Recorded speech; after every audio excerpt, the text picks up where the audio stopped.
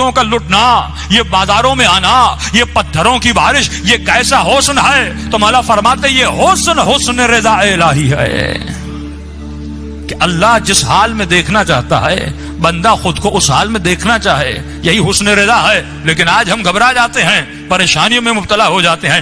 آج کے زمانے کا مسئلہ کیا ہے کہ اتنا تو ہمیں پتا ہے کہ میرے پاس کیا پاور ہے۔ خطیب کہتا ہے میں ممبر پر آتا ہوں، انجمن کا ہیڈ کہتا ہے کہ میں انجمن کا ہیڈ ہوں۔ ہر انسان اپنے وجود میں کچھ پاورز کا احساس رکھتا ہے کہ میرے پاس خدا نے یہ طاقت دی ہے، خدا نے یہ مجھے پاور دیا ہے۔ لیکن معصوم فرماتے ہیں تو جسموں کے پاور کو تو جانتا ہے کہ تیرے پاس اختیار کتنا ہے، تیرے پاس طاقت کتنی ہے۔ جو نوجوان باڈی بلڈنگ کرنے جاتا ہے کہتا ہے میں 60 kg کا وزن اٹھا سکتا ہوں، کوئی کہتا ہے اکھاڑے میں اتر آؤ میں تم لوگوں کو زمین پر بچھاڑ دوں گا، یہ اتنا پاور ہے۔ یعنی جسمانی پاور پر انسان ناز کرتا ہے، جس طرح عمرو بن عبدوت ناز کرتا تھا، جس طرح مرحب و انتر ناز کرتے تھے۔ لیکن مولا فرماتے ہیں تجھے یہ تو پتا چل گیا تمہاری جسمانی طاقت کتنی ہے، لیکن کیا کبھی تم نے اندازہ لگایا کہ تمہاری روحانی طاقت کتنی ہے؟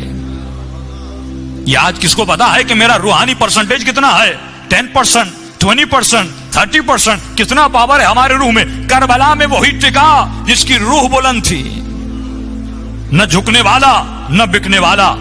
فرمایا یہ وہی ہو سکتا ہے جس کے اندر روحانی پاور ہو۔ آج اسپرچولیٹی کی کمی ہے، آج ہمیں یہی نہیں پتا کہ ہمارا روحانی پاور کتنا ہے۔ بس ہم فضائل میں ڈوبے ہوئے ہیں، اہل بیت کے فضائل تو پڑھ رہے ہیں، لیکن مولا فرماتے ہیں ہماری فضیلت اتنی بڑی ہے کہ دشمنوں نے بھی ہمارے فضائل کا اقرار کیا۔ فرمایا فضیلت کا کوئی انکار نہیں کر سکتا۔ جس طرح ایک خوشبودار پھول ہے، ہر باضمیر، ہر فطرت کے بیدار رکھنے والا انسان اس پھول کی خوشبو کی تعریف کرتا ہے۔ فرمایا اگر ہم علم رکھتے ہیں لوگ ہمارے علم کی تعریف کرتے ہیں، اگر ہم شجاع ہیں لوگوں نے ہماری شجاعت کی تعریف کی۔ آج کون سا پاکستان کا چینل ہے اگر محرم کے دن آئے امام حسین کی تعریف نہ ہو؟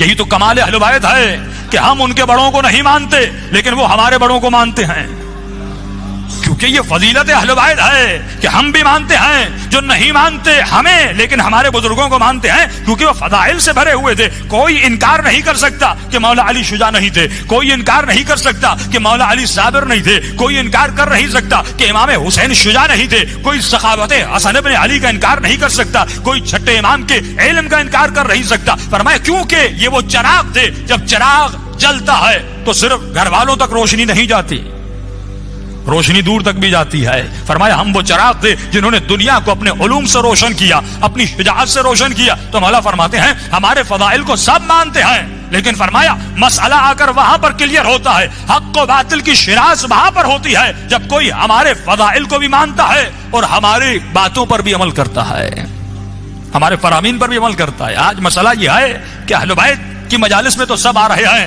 لیکن ہمارا طرز زندگی، ہمارا لائف اسٹائل ایسا رہی جیسا اہل بیت دیکھنا چاہتے ہیں۔ امام زمانہ بھی یہی چاہتے ہیں کہ آج لوگوں نے کہا جب مولا کا وجود باعث خیر و برکت ہے، جب خدا کہہ رہا ہے، لیکن ایک شرط لگا دی ان کنتم مؤمنین، جب تک تمہارے دلوں میں ایمان داخل نہیں ہو جاتا تو مولا کا وجود بھی تمہیں خیر نہیں دے سکتا، برکت نہیں دے سکتا۔ فضائل پڑھو لیکن یہ وجود تب خیر و برکت دے گا جب دلوں میں ایمان آ جائے۔ ایک لبنان کا ڈاکٹر ہے، کہتا میرے باپ کسان ہے، اس نے بڑی محنت کر کے مجھے آسٹریلیا بھیجا، میں ڈاکٹر بنا، MBBS ڈاکٹر۔ جب واپس آیا تنخواہ اچھی تھی، پڑھا لکھا تھا، لیکن کہتا ہے زندگی کے کچھ ایسے مسائل آئے کہ ان مسائل کی وجہ سے میں خودکشی کرنے چلا گیا۔ میں نے زہر لیا، پائزن لیا، گھر آیا، زہر کو کھانا چاہا لیکن دروازے پہ دستک ہوئی۔ جب دروازہ کھولا تو میرے بچپن کا دوست گھر میں داخل ہوا۔ وہ جیسے گھر میں آیا اس نے میز پہ زہر کو دیکھا، اے دوست یہ کیا کر رہے ہو؟ کہ زندگی کے مسائل نے تنگ کر دیا، پریشانیوں اور آلام نے حیرت میں ڈال دیا، بس یہی راستہ تھا کہ میں زہر کھا کے خود کو ختم کر دوں۔ لیکن وہ پڑھا لکھا زیادہ نہیں تھا لیکن اس میں روحانیت کی طاقت بہت زیادہ تھی، اسپرچول پاور بہت تھا۔ آج بچوں کو A لیول پڑھائیے، O لیول پڑھائیے، لیکن اس کے ساتھ ساتھ ان کے روح کو بھی بلند کیجیے۔ آج ساری توجہ اس پر ہے کہ بچوں کو انجینئر بنانا ہے، ڈاکٹر بنانا ہے، ہاں بنائیے، اہل بیت منع نہیں کرتے۔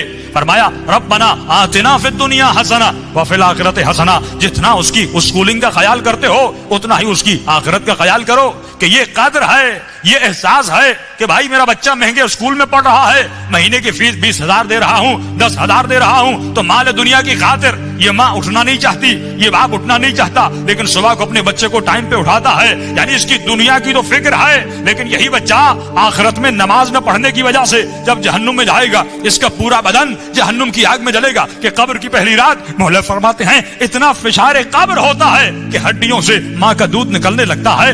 لیکن اس بچے کو نماز کے لیے نہیں اٹھانا, اس بچے کو اسکول تو بھیجنا ہے, ڈاکٹر تو بنانا ہے, انجینئر تو بنانا ہے, لیکن مولا فرماتے ہیں وہ علی کا شیعہ نہیں جس کے وجود میں غیرت الہی رہی. بچیوں کا حجاب کا خیال رکھا کرو, ان کی عفت کا خیال رکھا کرو. کہ مجلس حسین میں آ کر اس بات پر رویا جاتا ہے کہ بی بی زینب کی چادر کو لوٹا گیا, لیکن اپنی بچیوں کا حجاب کا خیال نہ رکھے, اپنے بچوں کی غیرت کا خیال نہ رکھے. فرمائیے کب ہوگا؟ جب تمہارے ضمیر بیدار ہو جائیں گے, جب تمہارے دلوں میں ایمان داخل ہو جائے گا. اب اس ڈاکٹر کو سمجھانے لگا روحانی طریقے سے, موٹیویشن کی, یہ اپنی خودکشی سے منصرف ہو گیا. ایک مرتبہ صبح ہوئی, گھر گیا, اپنے باپ کو یہ ڈاکٹر کہتا ہے کہ بابا آپ نے تو مجھے کچھ پڑھایا ہی نہیں,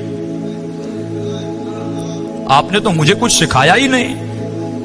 تو باپ غصے میں آ کر کہتا ہے اے احسان فراموش, میں نے اتنے پیسے خرچ کیے, اتنا بڑا ڈاکٹر بنا, آج اتنے پیسے کما رہا ہے, اس کی بجائے کہ میرا شکریہ ادا کرتا, آج یہ کہتے ہو کہ میں نے تجھے پڑھایا نہیں, میں نے تجھے سکھایا نہیں. کہ بابا آپ نے جتنا کچھ مجھے پڑھایا تھا, اگر کل رات میں زہر کھا لیتا میرا جنازہ آپ کے سامنے ہوتا. کہاں گیا پڑھنا, کہاں گیا لکھنا, کہاں گئی جابس. لیکن کہتا ہے اے کاش وہ میرا دوست آپ سے ملتا اور میں آپ سے ملا تھا. وہ زیادہ پڑھا لکھا نہیں تھا, اتنا بڑا ڈاکٹر انجینئر نہیں تھا, لیکن اللہ نے اس کے اندر روحانیت کی طاقت رکھی تھی. کتنے مصائب و آلام آئے اہل بیت پہ. اہل بیت نے کبھی خودکشیاں نہیں کی, وہ کبھی ڈپریشن میں نہیں گئے, وہ کبھی پریشانیوں میں نہیں گئے. ہم کیوں پریشان ہو جاتے ہیں؟ کیونکہ ہماری روحانی طاقت بہت کم ہے.